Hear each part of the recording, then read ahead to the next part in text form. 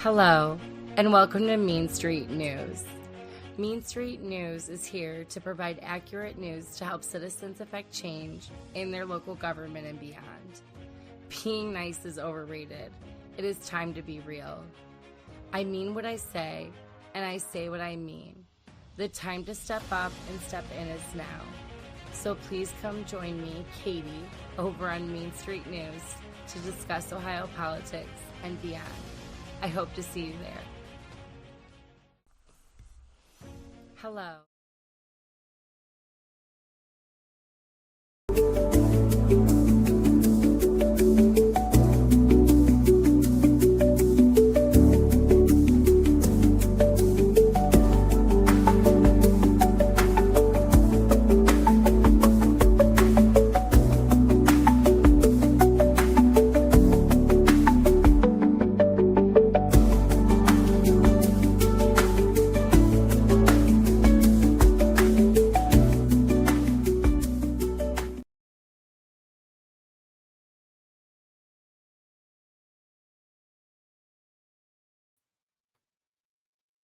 Hello, and welcome to Main Street News. This is Katie, and if you are new here, thank you for joining us. And if you are coming back, thank you for joining. Thank you for coming back. Anyways, today we are going to discuss the Ohio 4 again.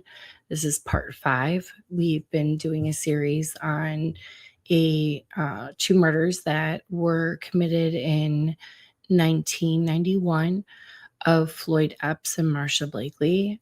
We're discussing 4 men who were wrongfully convicted and have served over 100 years for that crime. We're talking about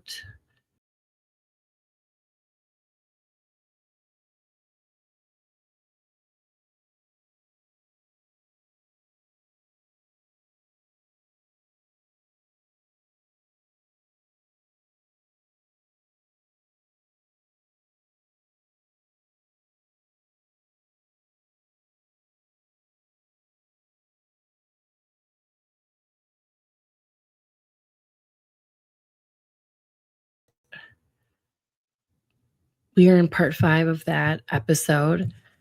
And today we are going to be listening to the other half of the August 9th, 1991 interview of Willie Mincy. Willie Mincy was Marsha Blakely's baby dad, boyfriend as well.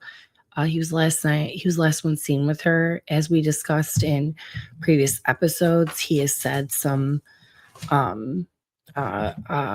statements, and he has given some answers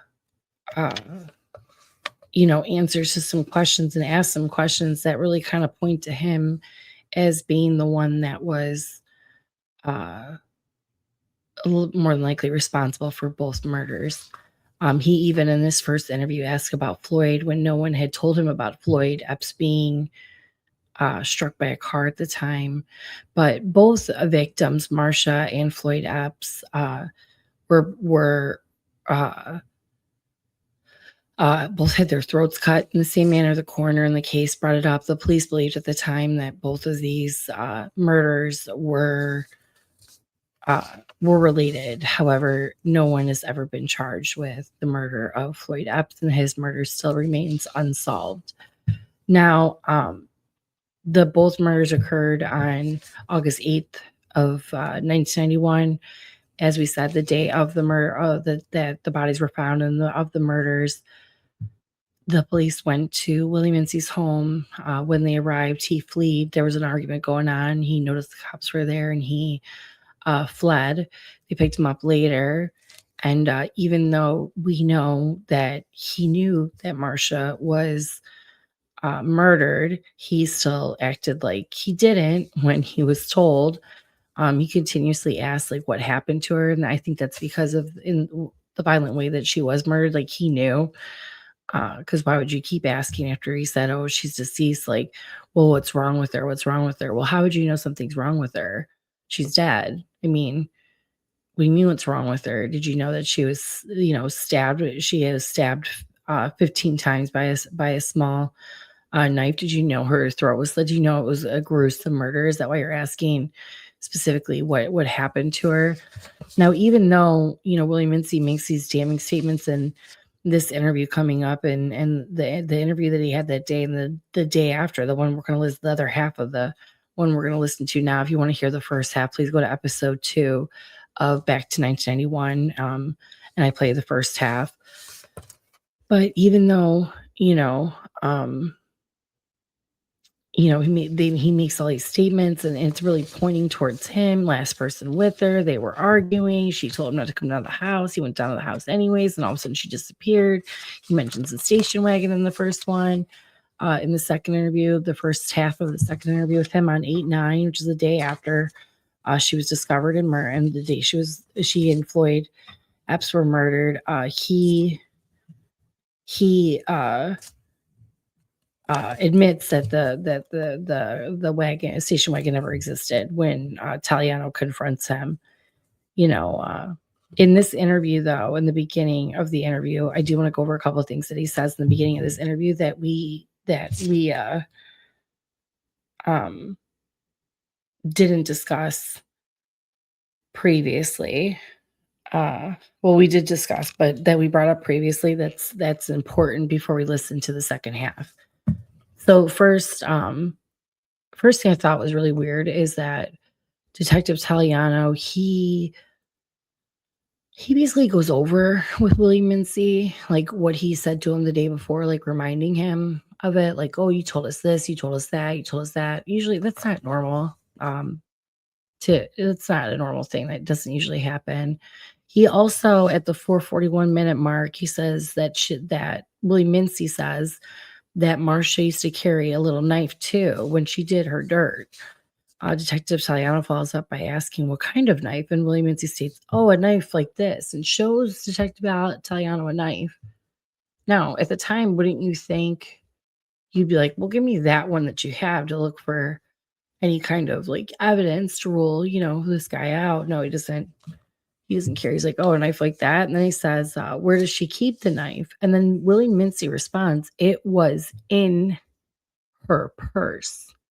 Not, oh, she usually keeps it in her purse. No, he says it was in her purse. And then Detective Taliano says, oh, this purse? And he goes, oh, no, not that purse. She has 200 purses. The woman that, doesn't have 2 nickels to rub together has drug addict has 100 purses, not that one that you're pointing at. Now, Detective Taliano never had this purse fingerprinted. He never he did put it into evidence. He did put it into evidence. However, the purse at trial ended up coming up missing, and then he makes some excuse like, oh, we gave it to the family, but it was evidence. And you never got it tested, never got it tested for blood, never got it tested for fingerprints, nothing, which is really weird. Then he said at the beginning of this interview, before we listen to the other half of it, he says, how much was she into these people for? And Willie Mincy responds, he doesn't think she was into it, then states the way somebody ran her over with a car. I mean, I don't think it don't make no sense. It just doesn't make sense. Mincy basically saying someone wouldn't kill Marsha the way they did over some dope. So the whole story Taliano's trying to, put together, saying, this girl, was a drug addict and stole somebody's dope and got killed over it. Even Willie Mincy knows. Yeah, no one's killing her over some dope. It's just not a thing. So then at the 11-minute mark, right before the tape cuts off, he says, you actually never saw her. You don't know, and this is Taliano to Mincy, you don't know if she was in that car. You didn't actually see her in that car. And Willie Mincy agrees. So Willie's admitting that he made up the station wagon story. Now, on our last episode, we heard from Shakim. I went over these, the best, not the best, it's probably a bad way to say it, but the most important quotes. And he's never heard these tapes before. He didn't even know what was in them. you guys actually heard it before he did. So, the parts that he's quiet in our interview, I think he's soaking in what he's hearing. Because I even asked him that day, I said, if do you think if a jury would have heard these tapes, do you think they would have convicted you of murder? And he said no. And then before we get to the tapes, I'm gonna play what he has to say to Tony Silva, because this is the whole point of me going over these tapes with you and these interviews with you and investigating this, is so we're doing something that our current Lorraine County prosecutor isn't doing, refuses to do, and actually investigating this. And at the end of this, our request is going to be for him to put in a motion for a new trial, like the former prosecutor J.D. Tomlinson did before he left office. That Tony Sillo, our prosecutor now, Tony Sillo, this guy, Tony Sillo, the first thing he did in office was rescind that motion for a new trial, and really doesn't care if these people are innocent or not.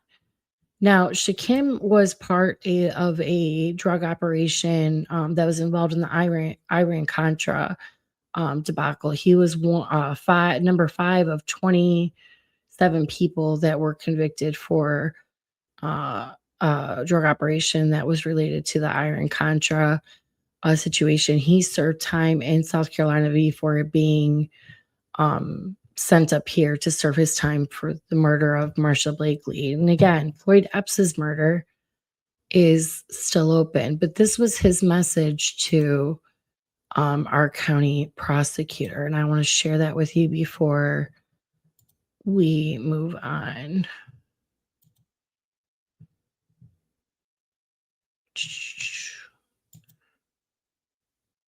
Still follows me on Main Street News, the Lorraine County prosecutor that revoked the new motion for a trial. After just listening to these clips, is there anything that you would like to say to him and the citizens of Lorraine County that should demand justice for Marsha Blakely?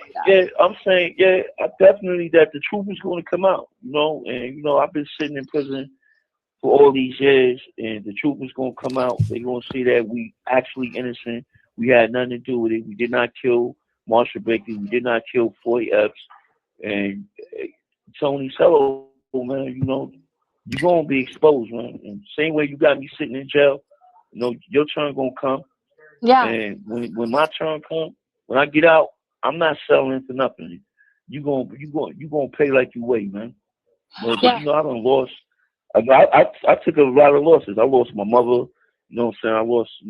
I lost my whole family, basically. I've been in jail for 32 years now. So, you're going to pay like you weigh, man. So, it comes back around. And I think that's why what's happening now. I'm really, and I just want to apologize to you just as a citizen of county. I mean, I was 3 when all this happened. You know what I mean? But just as somebody that's, graduated from Avon Lake, I lived in Lorraine for 16 years. I raised my kids in Lorraine. I just want to apologize for our officials, because you just got caught up in something that, whatever. I mean, whatever you were doing, that was illegal activity. There were other people doing it, but you did not deserve to lose, and your family didn't deserve to lose you guys. That's crazy, because it's like, I got 2 sons. I got my oldest son from Lorraine, and our relationship is like messed up now because I've been gone. He's going on 30. He turned 35. I've been going 32 years of his life. 32 and a half years. Well, so and I'm hoping we can create enough pressure so you can maybe be back in it. You know what I mean? There's no making this right. There's no righting this wrong, except to, actually have a conscience. And, Tony Sillo cares about his legacy in this county. I wouldn't want my legacy to be, I covered for my best friend, John Rosenbaum, and did not look into 4 innocent, a case that is clear as day. You guys had nothing to do with this crime. It's clear as day that there was a problem with corruption in Lorraine. And this another thing too. everybody keep forgetting about Floyd Epps. He was a victim also. Everybody keep forgetting that his family won justice also. So it ain't just about Marsha Blakely. Yeah, it's not just about Marsha Blakely. First of all, you got the wrong guys in prison. Yep. Right. So you want her to rest in peace. You want justice for. You have 1 minute remaining. You want justice for Floyd Epps' family as well. Absolutely, especially because he was a good person too. Like, he might have had an alcohol issue. He let people say this. How he was a good. I did a lot of research. Yeah. He was a good person. Yeah, definitely. Yeah, I can see him. I tell you, from the Dale Farms. Yeah, I appreciate everything that you do for me also too, Katie. I appreciate your show and everything. You look into the case and everything, fighting for justice. I don't do this because this is the first murder investigation I ever looked into, and I think it's God working divinely through me. I don't think it's me. You know what I mean? I think this is. I'm very big on truth. I think this is the truth. Yeah, I think God was the right person. It's getting ready to hang up. Yeah, the phone's getting ready to hang up. But I thank you very much. But anytime you need me, just send word and I'll call back. Okay? Absolutely, Shakim.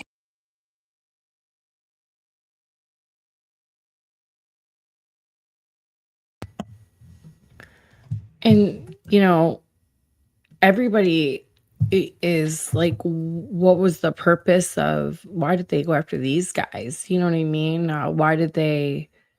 Why were these guys the target? And I think it's due to their job. I've talked to a couple of people, and I think it's because they didn't pay somebody. Because, honestly, it doesn't make any sense. And it makes more sense that, somebody wasn't paid, especially when the lead detective of this case is saying this to Gwen Mincy. These people have this master plan in their mind, what they want to do down there, about controlling it with drugs and guns and taking over, get rid of the locals. Right, one person. These people have this master plan in their mind, what they want to do down there, about controlling it with drugs and guns and taking over, get rid of the locals. Right. So these people have this master plan in their mind, what they want to do down there, about controlling it with drugs and guns and taking over, get rid of the locals. Right. So the thing is, if you have this master plan in their mind, what they want to do down there, about controlling it with drugs and guns and taking over, get rid of the locals. Right. So the thing is, a few years ago, the boys from Detroit tried that. We got rid of them. Right. Now the guys from New York, Queens move in. Now we just got to get rid of them. Every time somebody local in Detroit tried that. So the lead detective's plan was, let's use this to get rid of them. Even though this Willie Mincy, who was the boyfriend, this woman was violently murdered. Usually it's the spouse or boyfriend when it's like a violent act like that. Even though that is a thing, let's not look at him. Let's now try to make this about the New York boys. And that's what he did. I mean, he literally went from interviewing Willie Mincy, Gwen Mincy, Herbert Wallace's, who's another one we're going to listen to tonight, interview. He went from those to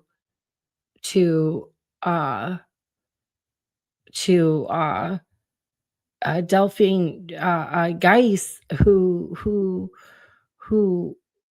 was dating Lenworth, one of the New York boys at the time, but they don't even say how they even got to A to B to C. They don't. It makes no sense unless they just wanted the narrative to be, let's get rid of the drug competition, because really that's what it is at this point, and that's wrong, completely wrong. So let's start with Willie Mincy. The day after Marsha Blakely and Floyd Epps are found, Willie Mincy's other half of the recording that was not that got cut off by accident, that Lorraine police were nice enough to go back and get open for me. Give me 1 second. Let me pull these up. I didn't open them yet. So we ended that recording with, Taliano saying, you were the last one. Oh, sorry. It's not the best quality recording just because I had to, the one I got, I could barely hear. So I had to enhance it. But I'm going to play you the last 2 minutes of the one that got cut off, and then we're going to go right into the new one. Okay. Give me 2 seconds. And then we're going to listen to Herbert Wallace's. And I'm going to stop and comment throughout like I did the last time.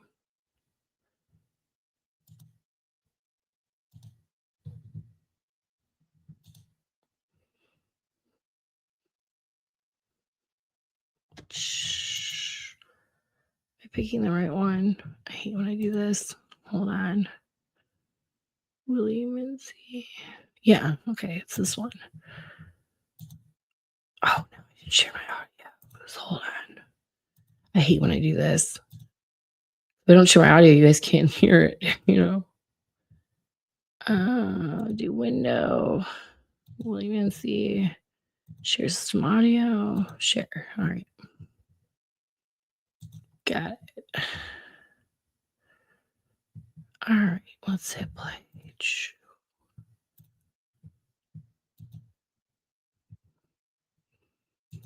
Why did it do that? No. Hold on. This can never just be easy for me.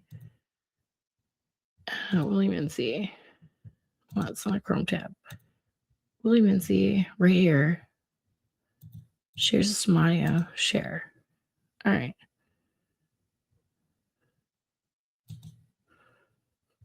All right. I gotta hit play. So how do I hit?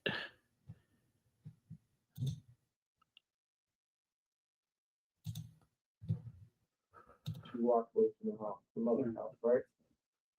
Until you got to the country, you saw this car pull up. You never actually saw, you don't know that she was in that car. You never actually saw her after she walked away from the house, the mother's house, right?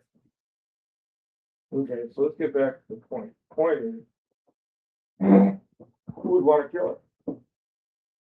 I don't know. I don't even know. Well, that's probably have trouble believing. Nobody knew her better than you. If she's your girlfriend and nobody knew her better than you, then who else would she tell, or who would you would be the person she'd want to tell if she was having a problem with somebody? Marsha didn't tell me a lot of things. She was telling me a lot. You had 3 kids together. You should have had 2 kids. She must have told you so. Yeah, she's like Joe Smith over here said he's gonna kill me because I messed up with dope there. I messed up the stuff he's gonna do me. Or I'm messing around with these guys right here, these guys or wherever, you know, whoever. You know what I'm saying? I'm sure she had to tell you something. And she wouldn't tell me stuff like that, but you know I've been fussing. You know I've been mad. Very mad. Well, you knew she smoked dope, right? And you know she boosted stuff to support her habit, right? Yeah. Turn tricks? Probably, I learned myself. Okay, so if you knew that, she probably knew you knew it. So you know she smokes crack, steals, and prostitutes herself. And now you're telling me, but she wouldn't tell you who was after because she figured you might be mad at her? Yeah, she'd tell me little things like that. Not gonna tell me, she'd tell me. And motherfucker that, you didn't run up on me, they just give it to you. Well, who was the motherfucker they were talking about? I guess the people she was dealing with. Okay, so who was that? Who was she buying her shit from? That's what it sounded like.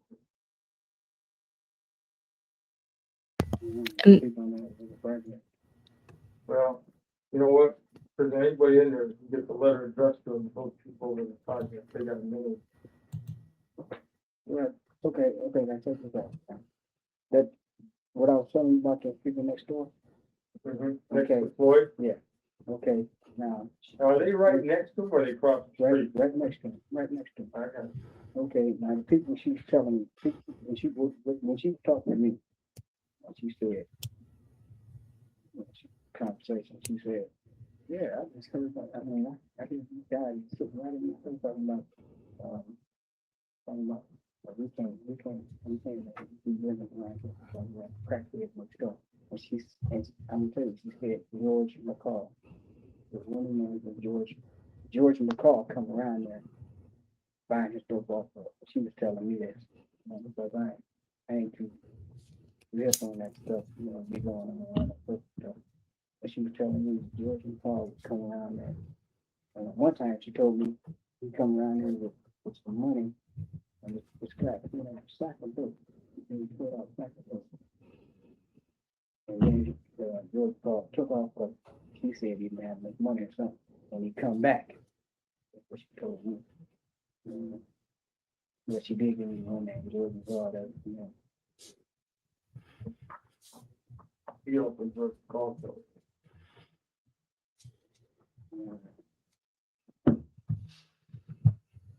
The thing is, we're wondering if she switched on. I'm gonna switch just to this other recording. It's a little louder.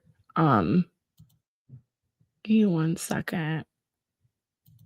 Actually, you can hear that one pretty. If it gets lower, I'll switch it.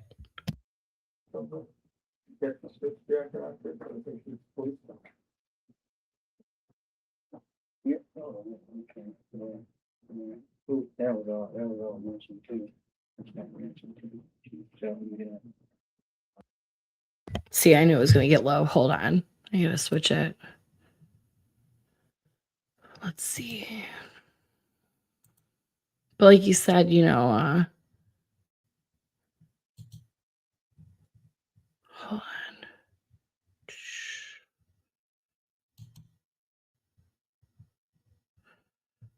Now he's mentioning, he mentioned the day before, you know, he mentioned the day before the neighbors next door said they were tied to the New York guy somehow. He also mentioned some Cuban people. He's mentioned this other guy Glenn guy that got evicted. Now he's mentioning this Joy McCall that she used to buy drugs off of. I mean, his story is all over the place. When she talked to me, she said, conversation, she said, yeah, I just heard about, I mean, I hear these guys sitting right in the talking about, we can't put out sacrifice. And then George Paul took off, but she said he didn't have enough money or something. And he come back. That's what she told me. But she did give me one name, George Paul, that, you know. He opened George Paul, so.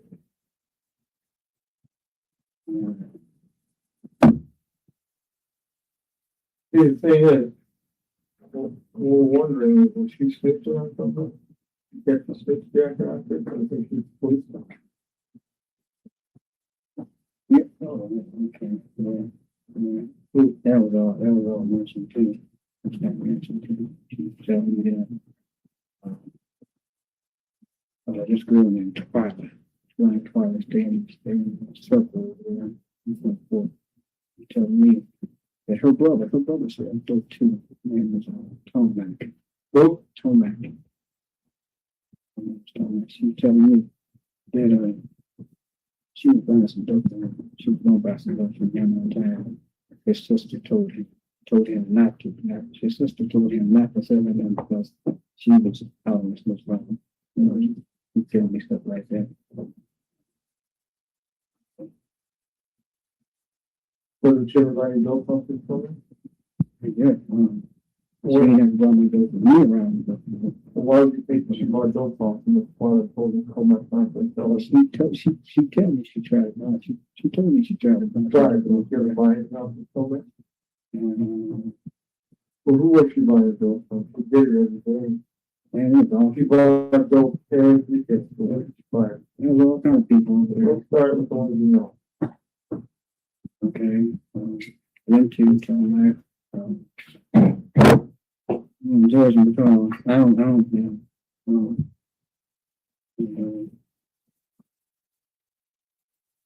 Yeah, there's all kinds of people over there. Yeah, we know that. Who she buying the dope from? I'm sure she didn't keep that secret. She'd be ready else about it, right? I don't know who she hooked up with. Did you catch that? He said, where was she buying your dope from? Trying to implicate, you know, we know that you're a drug addict as well. And, you know, he's given him two names, George McCall and this Tomac. And he mentions, I want to real quick, Tawanda is the same girl that Gwen Mincy mentions a week later. Well, not a week, 6 days later. 15-year-old girl, by the way, but mentions her knowing the New York boys. And that's how she was going to get the New York guys' names, even though she had said Shakim's name, not even realizing he's one of the New York boys. Oh, sorry. So I found that interesting. And I guess Marsh used to buy dope off of Tawanda's brother, Tomac. Okay.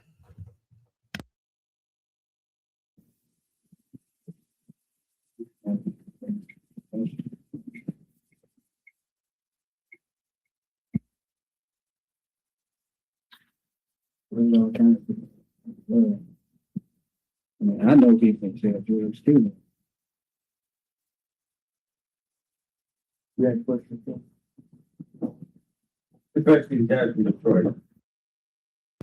When he says, do you have a question for him? He's talking to Rich Resendez, who's in the room. This is probably one of the first times you actually hear Rich talking. What were they saying? Okay. Officers, what? Contract. Officers, right?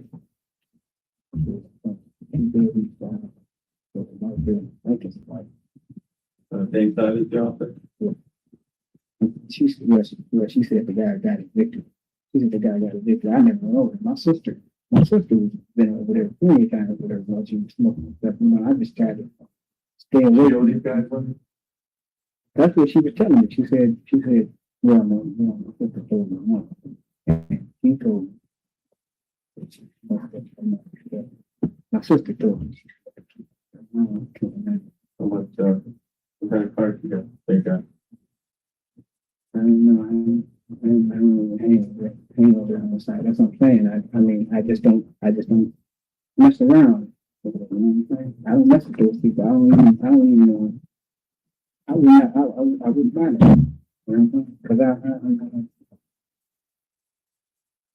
because everybody knows everybody's business. Mm-hmm. When they involve with drugs, everybody's going to know everybody's business. That's what we're saying. But everybody includes you, and everybody else. I'm not in that drug scene over there. Like, where do you buy your drugs? Huh? Where do you buy your drugs? If you don't buy them over there. Well, it's not a company over there. Where do you buy your drugs if you don't buy your drugs? Well, everybody knows. We've been talking about 2 dozen people. And every time your name comes up, the two of you were doing the same thing together. Well, not exactly a news flash. And I mean, we're not here to pop you because you got. It's funny, you know what he just said? He said, "Oh, we've talked to 2 dozen people, and all those people said that you and her used to, party together."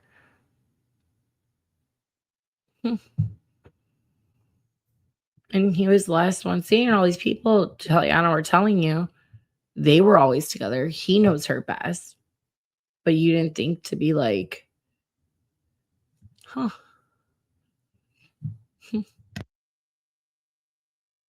Gotta have it. We're trying to solve a murder, 2 murders. Okay, so now let's get back to business. News flash. And I mean, we're not here to pop you because you gotta have it. We're trying to solve a murder, 2 murders. Okay, so now let's get back to business and put goofing around. Okay? Oh, that's it. Let's get goofing around here, but we're like 2 boxes or you're sparring. You want to know what I got and I'm trying to find out what you got. Why don't we just get to the truth? Because the longer you wait, the longer somebody got a chance to get the heck out of here or cover the track or destroy everything. I told you yesterday, you need to know. You're and a lot of other people. Otherwise, these people are going to walk. Did you just hear that? He said, "Oh, like I told you yesterday, you're going to help a lot of other people, or these people are going to walk." What'd you tell him, Resendez? I'm pretty sure that was Resendez that said that. Like I told you yesterday, Why would you tell him yesterday about people that he could, help them by telling them about these people? This is the day after her murder, when clearly the last person with her was the guy you're talking to right now, who has 7 different stories, who can't keep shit together, who clearly is implicated. Took her purse. I mean, we can go on. Who would kill 2 people? One was your girlfriend, your help. Your help and a lot of others. Otherwise, these people are going to walk. Or the story of it. I told you yesterday, we need your help. Your help and a lot of others. Otherwise, these people are going to walk. You can who would kill 2 people? One was your girlfriend. So why don't we help each other and do 2 business? Boy, they never hurt nobody. If I can tell you, Marsha, I want to spill somebody's Twinkies out of the store, she never hurt anybody. She only hurt herself. These 2 people just got wasted. I don't mean they didn't get hit. All right, bro, you're dead. I mean, these people were tortured. So let's do it, these guys, you get them and get it over with. Before they do it to somebody else. Maybe you. Worries about your safety this morning. These guys might hurt somebody else, maybe even you. Maybe even you.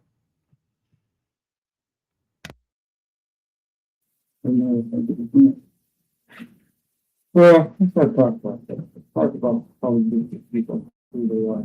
We get it this morning. Well, let's not talk about that. Let's talk about how we do these people, who they are. We get it, you don't even get it.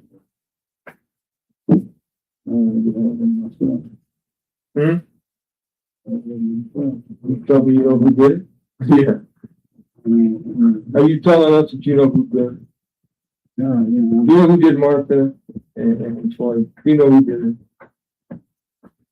No. I mean, the way I'm telling, you know what I'm saying? The people, what she was telling the people next door, Well, the thing is, the people next door didn't offer and Floyd. But they no fun. I'm not in the fun. They got in the fun. Well, we have to know something before we go over there. We're going to tell them they don't know anything, and I can't call them away. Okay, here's the back. Here's what I don't know. Their names.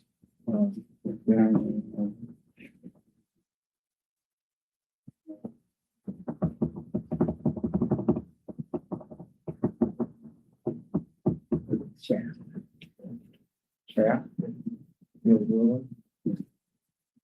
Yeah, no.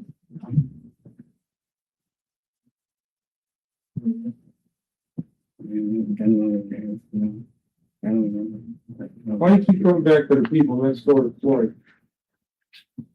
Because of what she told me. That's the only thing I can go on. The only thing that she told you was that when Bert McCall was over there, he told me that people next door had some relatives out of New York that were supposed to bring stuff in. And they made the comment that she was a crackhead, and that they have to be careful of her. Did she rip them up? I don't think so. Did she rip anybody off? Rip them dope?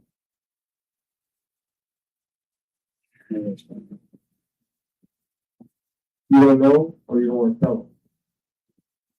I'm being honest, I guess I don't know. All right,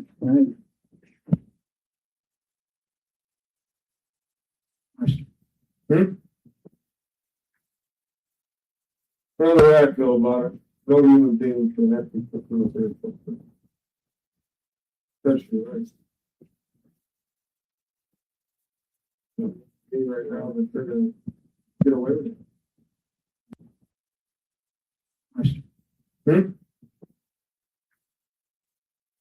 Another act though about it. No human being can have to put through their something. Especially right. See right now that they're gonna get away with it. Nobody wants to come forward yet. See right now, no human being can have to put through their something. Especially right. See right now that they're gonna get away with it. Nobody wants to come forward yet. That's what's what.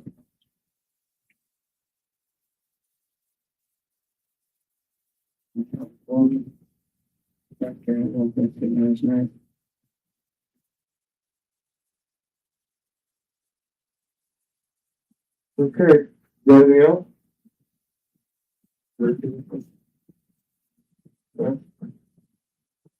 Well, 1,500 hours.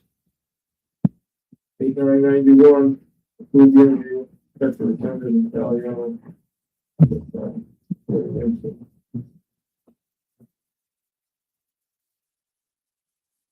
Thank you, Mark. Better let us know. Not trying to shoot somebody up, you're gonna go to jail. Who's he speaking to? You said, you was talking, you said she went up to the apartments. Well, you gotta know. That's the information. You'll get it out. Okay. He said, I wanted to know who was that person that you said that they saw her coming into the apartments, which I'm thinking they're meaning Mary Jane Gonzalez's apartments. And he said, I can't tell you that information, it's secret. But then yesterday you told him you talked to Mary Jane Gonzalez and about the car's muffler, and then all of a sudden the car's muffler's fixed. Very, very weird.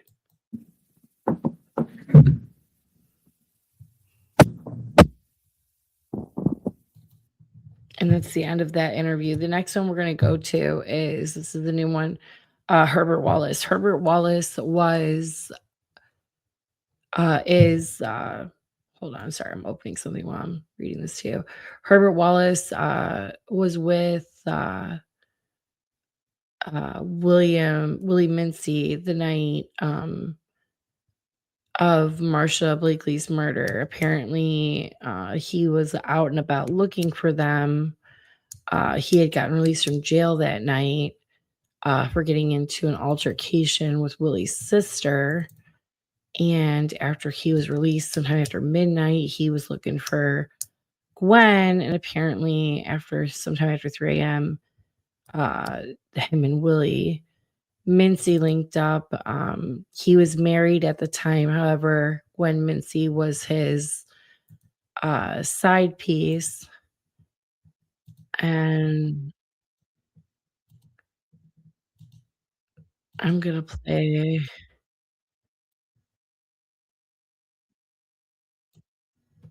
And we're going to play that interview and see what Herbert Wallace had to say. Like I said, he was Gwen Mincy, Willie Mincy's sister's friend. He had just been released from jail that night after getting into an altercation with Gwen Mincy, apparently. So let's see what Herbert Wallace has to say. And I don't want that Chrome tab. I want this one. Do this. Herbert Wallace, share my audio, share.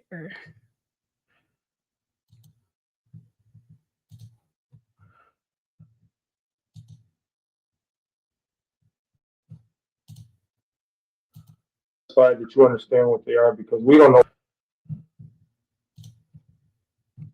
Oh no. No, I'm good. That you understand what they are, because we don't know what you're going to say, and this way everybody's okay. But we're not even actually required to do that, because you're not a suspect. Yeah. You're here no, I just volunteered because I want to see if I can help him any way I can. Yeah. Well, that's good. But just so that we can go through the formality of it, anyhow. It's Detective Resendez. My name's Taliano. Yeah. And it's August 9th, 91 at 1,500 hours.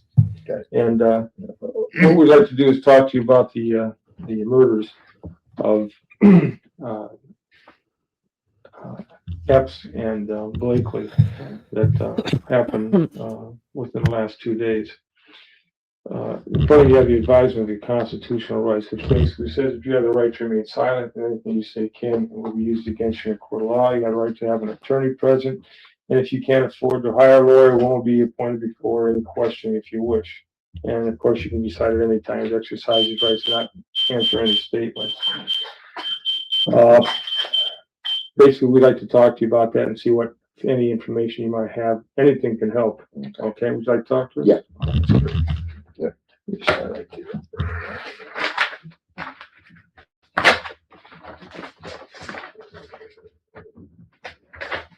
Okay. Okay, our witnesses, Detective Italiano and Detective Sendis. Okay, hey Herb, I tell you what, we're talking to as many people as we can about what happened to with Epps and Blakely, and Floyd, Marsha. I knew a lot of people out there. I knew them both real good. Right. And what we're trying to do is we're trying to figure out, first of all, so when was the last time you saw either one of them? Okay, now Marsha, I saw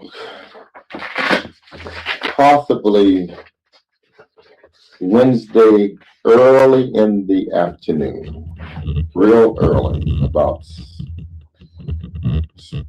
in the afternoon, between 12:31, 2 o'clock in the afternoon. Can you tell me where you saw her? She had went by Pole Avenue. She crossed 23rd Street where Willie's mother lived, and went by Charleston School. Okay, it's about 23. Yeah, she was in a little car with a white girl and a little kid. You know who the girl was? No, but it was a friend of hers because she had been down to Floyd's before. I saw her pick her up before. It's in a little gray car, little gray small car. Okay. And she just waited as she went by. Yeah, is that the last person? That's the last time I saw her. Yeah. How about Floyd? I hadn't seen Floyd for a couple of days. I usually see him standing on the corner down by a convenience drinking wine. But you didn't see I haven't seen him in a few days. You didn't see him either Wednesday evening or I didn't see him at morning? all. Okay. When was the last time you were over at Floyd's house? The night that I saw Willie, that was Wednesday. Well, actually Thursday morning, early, because I got arrested Wednesday night. Me and Willie's sister got into an argument. Gwen? Yeah, that's my girlfriend. We had no problems. But anyway, about 8:30 that evening, I got arrested with me and her arguing. On Wednesday evening? Yeah. And I got out of jail, I don't know, 11:30, 12 o'clock or something. I was in holding. I got on a bond. So I had a bondsman drop me off. About Gwen's house. It was on 23rd. Yeah, okay. Because I was looking for her to see if we could talk and iron our problems out. So I didn't see her. I walked around, and I went home. I walked over to Grenoble Drive, and I went home about maybe about 1 o'clock, 12:30, 1 o'clock, and then I sat over there for a little bit, and I decided to walk back. And at 2 o'clock, I asked Willie's ex-wife, Vanessa Mincy, would she give me a ride home? I said, I just got out of jail. I need a ride home. Okay, wait a minute. Maybe I got lost. You got arrested at 8:30. You got out around 8:30. Yeah, you got out of jail about maybe midnight. Yeah, close to it. So somewhere like that. Okay. Yeah.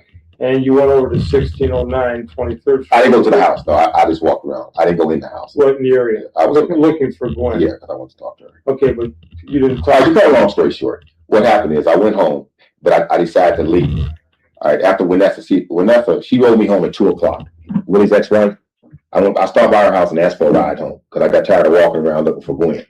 So I went to Vanessa's house at 2 o'clock in the morning because she remembers the time. We were talking about that today. So you didn't go home after you left? When you walked by Gwen's house, you went home? Or no, I just walked around. Then I went home. Went home. Yeah. Then after you left home, I came back. I decided to walk back over by Gwen's house. Okay, all right. Now I got you. Okay, so I didn't see her. So I asked Vanessa, would she give me a ride home? I went back home. Where's Vanessa live? That's his ex-wife. She lives on, it's on Lorraine Drive, but it's right there on 58, one of the corner house. He knows the exact address. Yeah, okay. I don't know that. It's right across from the bingo hall. Right across from the bingo hall. Vanessa? Yeah. Mincy? Yeah. That's his wife, so. Yeah, ex-wife. So anyway, she took me on to 2 o'clock. I sat and I left close to 3 o'clock, walked back from Tower Boulevard. Now, this is where I ran, during this time I ran into Willie. At 3 o'clock, I saw Willie's sister, Gwen, in a van, in a minivan, a blue minivan. Where at 7-Eleven. Okay, that's what I was just telling her. At 7-Eleven, she was getting out of a blue minivan with this dude. He works at Ford named Jerry. I talked to Gwen about this today, and I said, "That's Gwen." I knew that was her, right? So I walked down. So it's about 3 o'clock. Yeah, it's about 3 o'clock in the morning. 7-Eleven. Yeah, and I followed. Well, I saw the van when it turned down 23rd Street. So I said, Gwen must be going down to Floyd's house because see, we knew Marsha stayed down there. Mm-hmm. See, and I figured Willie would be down there too. Okay, so I followed the van down. On foot. Yeah, I walked. I understand. Okay, so I got down there. It was some young guy was standing outside there. To Floyd's house. Yeah, at Floyd's house. Yeah, it's just somebody to live in the area, I guess. No, I know what you're saying. But he said, because he had heard I went to jail, I guess. He said, Herbert, he said, I just saw Willie and your lady, right? I said, who, Gwen? And I said, that's what I'm looking for. So he said that they had left, and he said they would be back in a little bit. Now this is between 3 and 3:30. Mm-hmm. All right. So I sat there and I waited and waited. And the reason why I can tell you the time, because I noticed it was a police cruiser up by a convenience store. Mm-hmm. It was parked up there. And I was just thinking it's probably there waiting in case somebody do something over the projects or something, or somebody breaking the store. Mm-hmm. So anyway, I walked around, I looked for them, I couldn't find them. So I went home again. And I stayed home about 20 minutes. So about 3:30, you wound up at Floyd's house. How long did you wait in the area? I just walked around. I went down to her house. I walked. I said, well, because the guy said they walked. And then you went down. I went over by Reeves because they said that Willie and Gwen were walking over toward Reeves Avenue. Willie and his sister. And your sister. Yeah, because she got out of the van. See, the guy said that Gwen got out of the blue van, and her and Willie walked somewhere.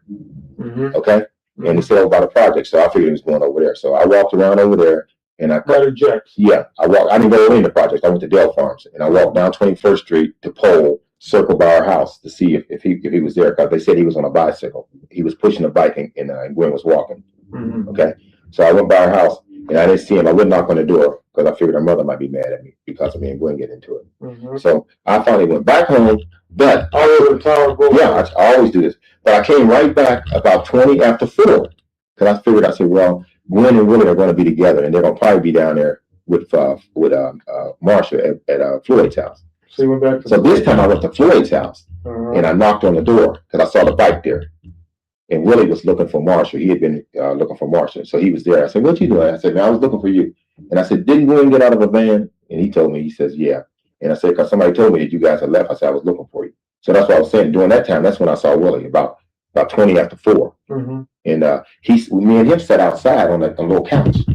We sat out there because he said, "Man, I didn't see Marsha, man. He want to know where she was." I don't know, man. Marsha could be with anybody because he knows how she was. Mm-hmm. She'd go off and be with anybody behind, doing dope and stuff. So anyway, who was at Floyd's house besides you and Willie? As far as I know, nobody. And were you outside or inside? Yeah, I knocked on the door, and then he came outside. The door was open though, because he said he just got there. He said he was driving around looking for her. So I said, "Well, where's Gwen?" Because I thought she was in there. He said she wasn't there. So he left with me. We sat outside, and then me and him walked around talking because I was depressed about his sister Gwen. And we stayed out there talking, riding around talking. We walked back and forth down by his house and over by that school, Charleston School. And we was talking about me and Gwen getting into it and how much I care for her and all that. And then. Now, did you catch that? So he, close to 3 a.m. saw Gwen in some blue car, okay? And the dude sitting outside of Floyd Epps' house, it'd be Leonard Walker, more than likely, said, he was just here. He just left with Gwen. Then he couldn't find him. Then around 3:30 a.m. Then around 4:20 a.m., he comes back and Willie's there and he's inside her house at that point. Willie told the detectives that he was never inside of the house, that he stayed outside. And Marsha was never with them. Now, Marsha's time of death is sometime after 3 a.m.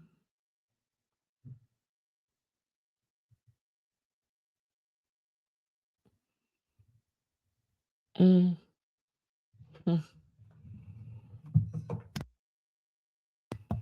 And Mincy was nowhere to be found. He stayed out there with me till daylight. And then when he finally went home, I asked him, I said, well, is Gwen home? He says, yeah, she should be home, man. You know, I said, will you do me a favor? Go ask her, will she come over to my house and talk to me this morning? So he went in and it was early, like about 7 something, 8. And he came back out and said, she said when she wake up, she'll come over to your house. And then what'd you do? I walked home. And then a couple hours later, though, about 9:30 maybe, his mother brought him over to my house because he was worried about me being depressed. And that's when we found out that Marsha got killed because Gwen came over. Did you take any pills? Who? You. Did I take any? Yeah. Okay. Yeah, they were some muscle relaxers. Now listen to what he says. You ready? Listen to what he said before the muscle relaxer thing. Listen to what he said. He said, we learned Marsha was killed. Listen. You do. I walked home. And then a couple hours later, though, about 9:30 maybe, his mother brought him over to my house because he was worried about me being depressed. And that's when we found out that Marsha got killed because Gwen came over. Did you take any pills? That's when we found out Marsha got killed because Gwen came over. But Willie Mincy said he didn't know Marsha was dead. He didn't know nothing about it. When the cops showed up at his house later that morning to come and speak to him, he fled. Everybody's arguing. I wonder what they're arguing about. Oh, you were last one seen with Marsha. We saw you fighting with her last night. You don't think his family was questioning him? You don't think he got upset, started losing his shit because he knows in a rage he killed her? And then when he sees the police, he thinks the police are arresting him. And he flees. That makes more sense, doesn't it? Allegedly. Allegedly.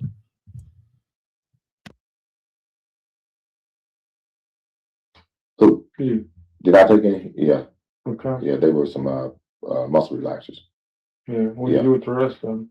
I gave them to him to throw away for me because I said, look, man, I said, you came over and you know I was depressed and I was talking about killing myself. And I said, I'm glad you came, man. You know, we talked a little bit. And I said, tell you what, here, do me a favor. Throw these away for me. And where was that at my house.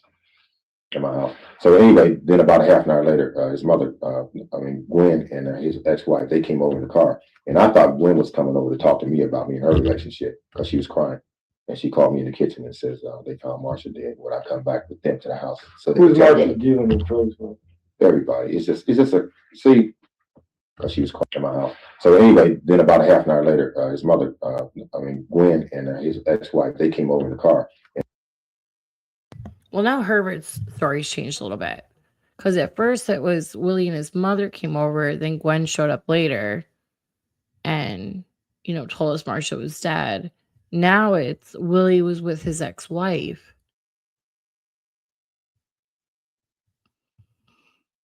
And showed up. Gwen showed up and then told us about Marsha. But regardless, he knew about Marsha. We'll say that. And motherfucker, actually, you didn't know. He knew. And I thought Gwen was coming over to talk to me about it at my house.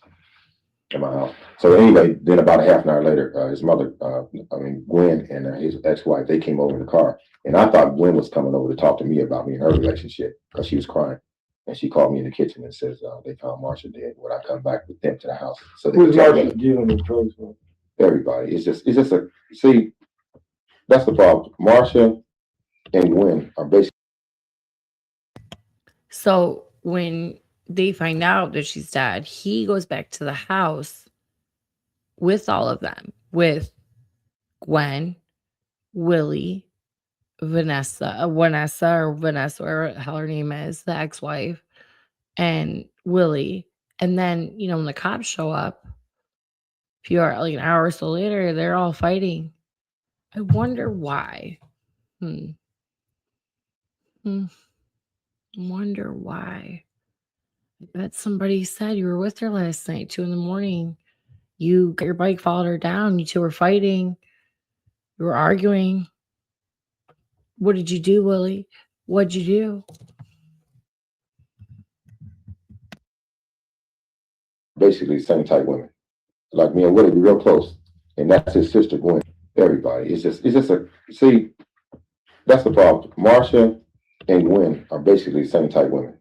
Like me and Willie, we're real close. And that's his sister, Gwen, the one I go with. And we knew that they were out in the street doing dope with anybody. See, they would do it with anybody. And that's the problem that me and him had to deal with in that relationship. So that's why we had a pretty good comradeship there as friends too. Because he knew what I was going through. I knew what he was going through. You know, he loved Marsha and I loved Gwen. Even though I am married, believe it or not. But I've been going with Gwen for like about 4 years. You're married now? Yeah, I'm still married. You live with your wife? Yeah. On Grenoble Drive? Yeah. But you got a girlfriend. Well, it's not. Your wife know about your girlfriend? Gwen told her about it. I mean, but see, the thing about it, it's not like having a girlfriend because Gwen does what she wants. See, I'm just involved with her and I care for her. You know, so she does what she wants. Your wife says that's okay? Oh, no. It's been problems. I mean, see, right now, my wife don't even know I still see Gwen, to be honest with you. She what? My wife don't know I still see Gwen. Oh, okay. See, well, let's get, I don't want, that's your person. But anyway, that's the top thing Willie had about behind Marsha being that type of person. She could be with anybody and he would not know about it. Did you ever talk to Marsha about it? Oh, yeah. I was close to that whole family. I knew Teddy, her mother. Now, I wonder why they were talking about that and, you know, that she would be with anybody, because it's funny that Charlton said that, you know, I had her turn a trick with this guy, white boy Jeff, to get some crack. And then all of a sudden, Willie Mincy sees her about, 12 o'clock. He would see her coming out of white boy Jeff's house. Oh, maybe he was upset that night about that, which is why they started fighting. White boy Jeff, who saw a car trailing her, and starting to fit. Puzzle pieces are starting to fit here. Starting to make sense. Then you were all upset about, her being, the same as her sister or whatever, sleeping around. She'd sleep with anybody, and maybe that's what they were talking about. Maybe that's why he was so upset that night with her.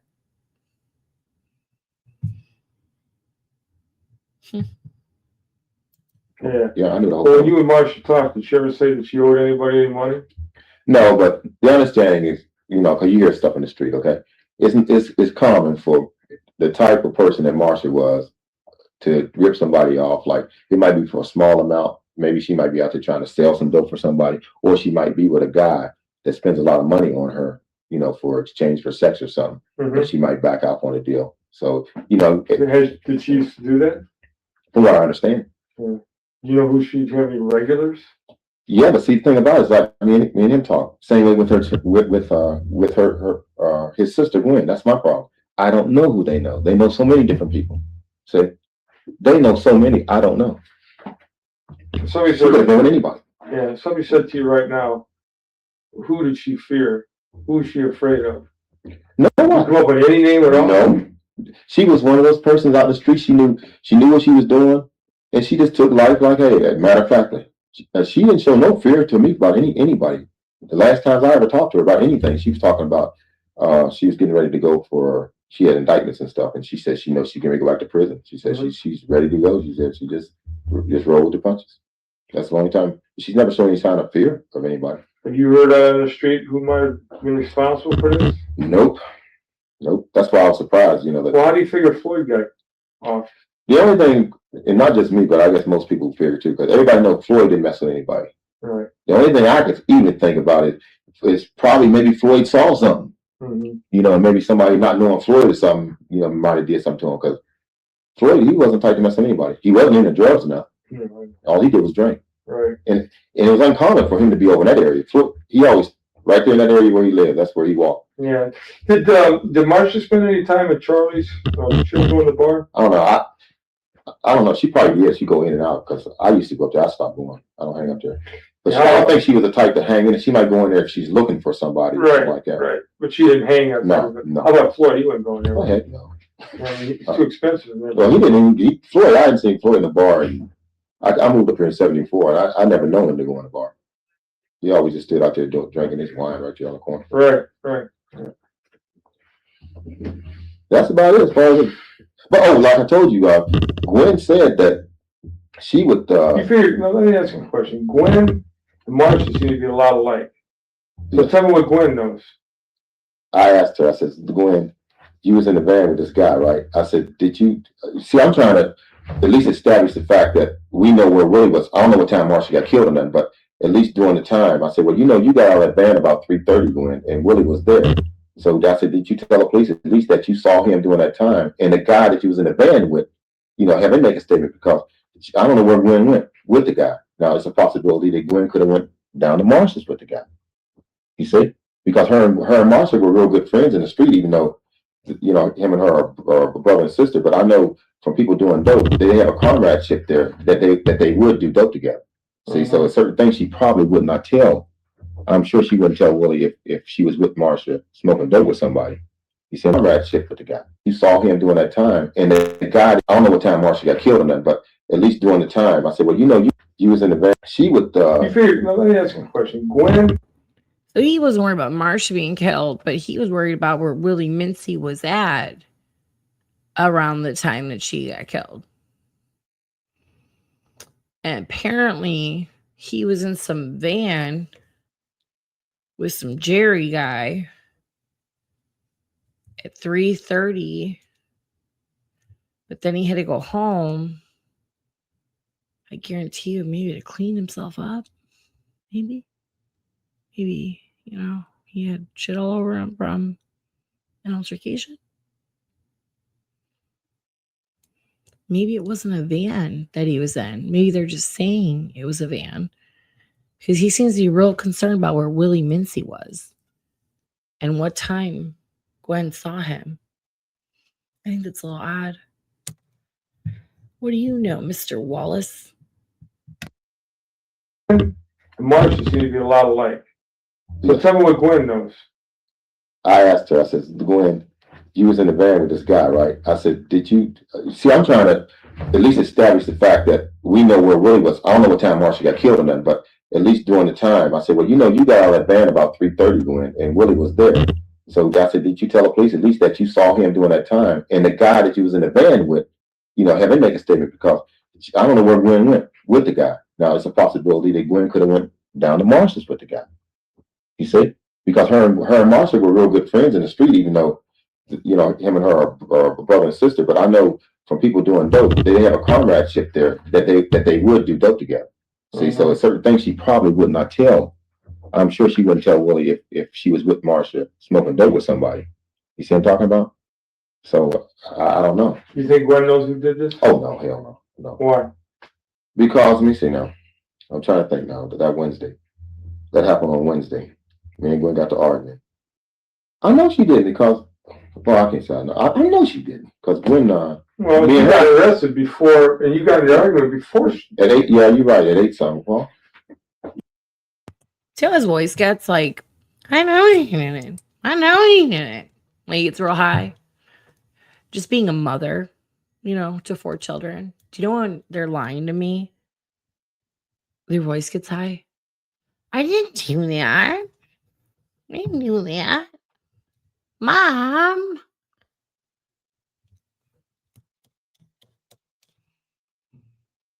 oh, no, hell no. Why? Because, let me see now. I'm trying to think now. That Wednesday. That happened on Wednesday. Me and Gwen got to arguing. I know she did because, well, I can't say I know. I know she didn't, because Gwen, well, you got arrested before, and you got in the argument before. At 8, yeah, you're right, at 8 something. Well, you think anybody knows who did this? I don't know. I haven't heard anybody talking. But I was sitting down trying to think of different people I might know that Marsha would be with, but like I told you, she got so many people that she knows. Is Gwen outside here? No, she's home. She said that she was going to get this guy, Jerry, that she was right. I know his first name, Jerry. He lives on 21st Street in that van, Well, I need to talk to Gwen. Well, I thought you guys talked to her this morning. No, there's kids that run around, and she never indicated she wanted to talk to us. Because she said that, yeah. Because she said she was just walking in when we were walking out. Because she said this afternoon, I said, well, did you tell the detectives that you did see Willie about 3:30. And I said, and the guy that you was with in that van, I said, he couldn't even testify that he saw Willie sitting outside, you know. So, No, Willie's not a suspect. well, yeah, but you know, everybody's concerned now, you know, because like I said, I know he's been questioned.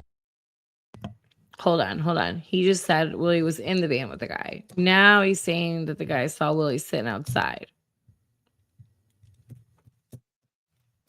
No. Now everybody's concerned. Everybody's concerned about Willie. Why are they concerned about Willie? Willie got a history of beating her up because that black eye and stuff is from Willie. And we're going to hear tomorrow from the person who tells us that.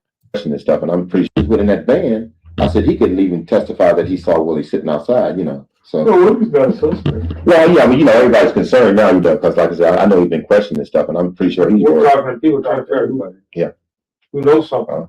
Well, like I said, Gwen hadn't said anything about seeing Marsha prior to whatever time she said. Do you know something? I'm gonna. Here's the deal. I figured Gwen. Whatever time she said. Do you know something? I'm gonna. You know something I don't? Here's the deal. I figured Gwen, she knew she and Marsha were so tight, she would know who Marsha was having a problem with. Not really. See, when I say tight, it's a dope thing, like smoking dope. You know, that's what I'm talking about. But if she thought Marsha was having a problem with somebody, Gwen would have said something. See, because Gwen, one thing about it, that's her brother. Mm-hmm. So whenever something really go down, it's like, for instance, if she would get mad with Marsha or anything, she would tell Willie anything that she know on Marsha. See, and if Marsha was scared of somebody, Gwen cares enough about Marsha too that she would have said something to somebody saying that she think Marsha's scared of somebody. I think she would. I'm pretty sure. Well, maybe Gwen knows who she might have ripped off or who she was dealing with.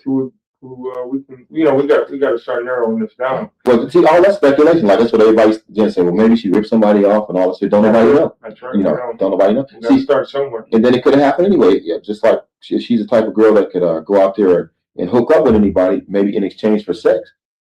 It could have been anybody like that. You don't know. Right. So yeah, I didn't think a lot myself. You know. Are you going back to Gwen's house? Yeah, I'm driving Willie back down. Why don't you have her call me as soon as you get back, right? Okay, well, give me a card or something. So make an appointment for her to come down and talk. Because I'm pretty sure everybody out here, they haven't said anything about Marsha being scared of anybody for any reason. Perhaps she should have been. Probably something spontaneous is what I'm guessing. Yeah. That's why I tell Gwen that I'm concerned about her, you know, about her being out there. Perhaps she should have been. Probably something spontaneous is what I'm guessing. Yeah. That's why I tell Gwen that I'm concerned about her, you know, about her being out there in the street, you know, not knowing who she might be with or anything. You know, if the person who did this did it once, they're going to do it again. We need to find out who this person is, right? Or people, more than one, obviously. Because I know that whole family too. I'm concerned about it myself. Okay. Okay. All right. Thanks. Okay. All right. Okay. Interview concluded. Time is 15:21 hours.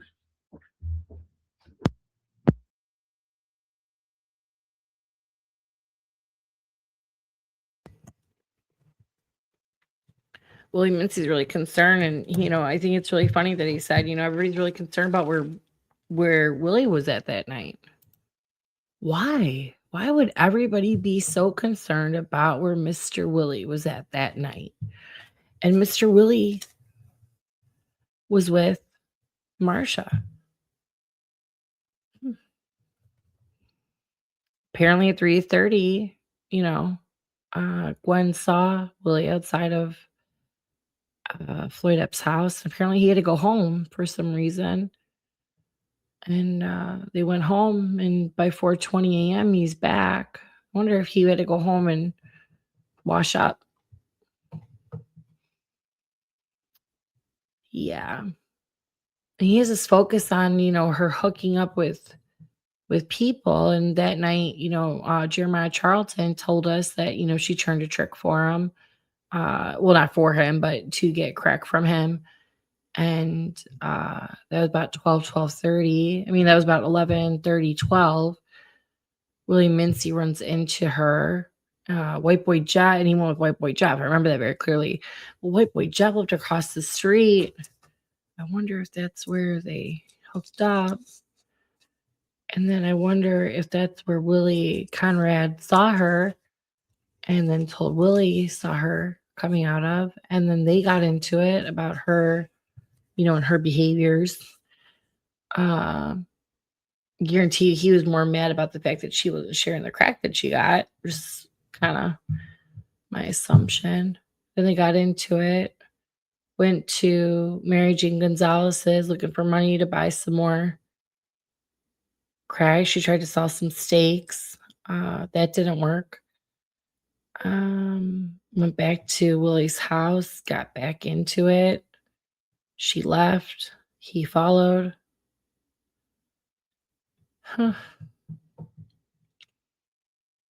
Just couldn't catch up. She went into the mysterious car that then didn't exist. But the last person with her was Willie Mincy. Italiano wants to focus on these New York guys.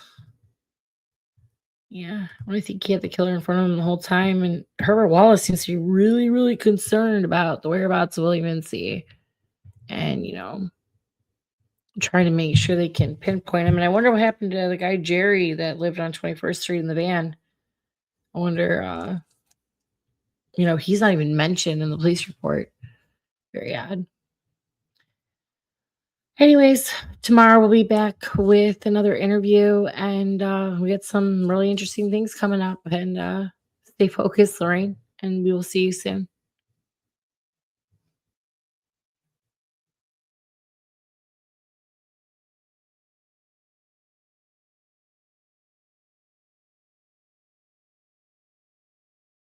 Thank you for joining me today on Mean Street. I hope you enjoyed the show. I would greatly appreciate it if you would consider supporting our work and supporting my effort. You can support directly underneath at the Spotify donations, or you can directly give a donation at paypal.me/Mean Street, Ohio. Any donation received will help me continue to provide news to you and everyone else across Ohio and beyond. I love what I do, and I just hope to continue to do it. Thank you so much, and you have a wonderful day. Thank you for joining me today on